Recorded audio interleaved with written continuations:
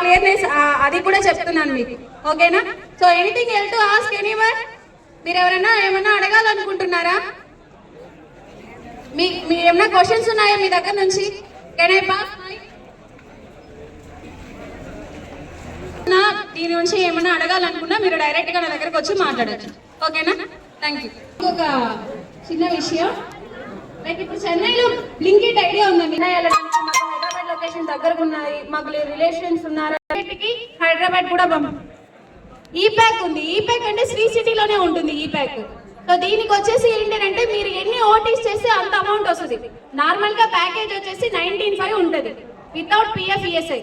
So next ఏంటి అంటే ఆ తర్వాత మాకు 19 అనేది సరిపోదు మేడం, మాకు ఎక్కువ అమౌంట్ కావాలి, మేము ఓటీ చేసుకునేదానికి రెడీగా ఉన్నామంటే daily so only general shift.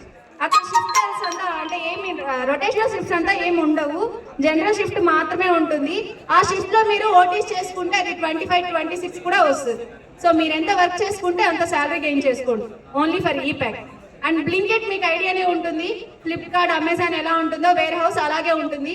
ఇక్కడ కూడా బాయ్స్ కి గర్ల్స్ కి సపరేట్ గా అకామిడేషన్ ఉంటుంది, ఫుడ్ ఉంటుంది. నెక్స్ట్ వన్ మోర్ థింగ్ అంటే చెన్నై లొకేషన్ ఉంది, మనకి హైదరాబాద్ లొకేషన్ ఉంది. అలాగే టీవీఎస్ మోటార్ హొసూర్లో ఉంది బెంగళూరుకి. ఓకేనా? అక్కడ కూడా అకామిడేషన్స్ ఉన్నాయి బాయ్స్ కి. నెక్స్ట్ గర్ల్స్ కి ఎవరైనా టాటాకి ఇంట్రెస్ట్ ఉంది అని అంటే we are ready to hire the Tata iPhone manufacturing house.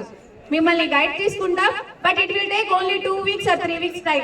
వెంటనే ఆన్బోర్డ్ చేయడానికి టైం పడుతుంది. ఆ వెంటనే ఆన్బోర్డింగ్ కావాలంటే డైకిన్ లో చేస్తాం, టీవీఎస్ చేస్తాం, ఈ ప్యాక్ చేస్తాం, అలాగే టీవీఎస్ మోటార్ చేస్తాం, బ్లింకిట్ చేస్తాం. సో మోస్ట్ ప్రాబబ్లీ మీరు సెలెక్ట్ చేసుకునే జాబ్ ని బట్టి మేము సపోర్ట్ చేయడానికి రెడీగా ఉన్నాం. ఓకేనా? సో అర్థమైందా గాయస్? సో నో ఎక్స్ప్రెషన్స్ ఏ, మీరు అర్థమైందా? Okay fine, thank you. Okay, thank you madam. కాబట్టి మీకు అమూల్యమైన విషయాలన్నీ కూడా మీకు మేడం గారు ఇప్పుడు తెలియజేస్తారు. నిజంగానే స్వర్ణాంధ్ర 2047 నిరుద్యోగాన్ని తగ్గించాలని ముఖ్య ఉద్దేశంతోనే అటు కేంద్ర ప్రభుత్వం కావచ్చు, ఇటు రాష్ట్ర ప్రభుత్వం కావచ్చు, ఈ నిరుద్యోగాన్ని తగ్గించి అందరికీ ఉద్యోగ అవకాశాలు కల్పించాలని ఈ ప్రోగ్రామ్స్ తీసుకురావడం జరిగింది. దీని అందరూ కూడా సద్వినియోగం చేసుకునేసి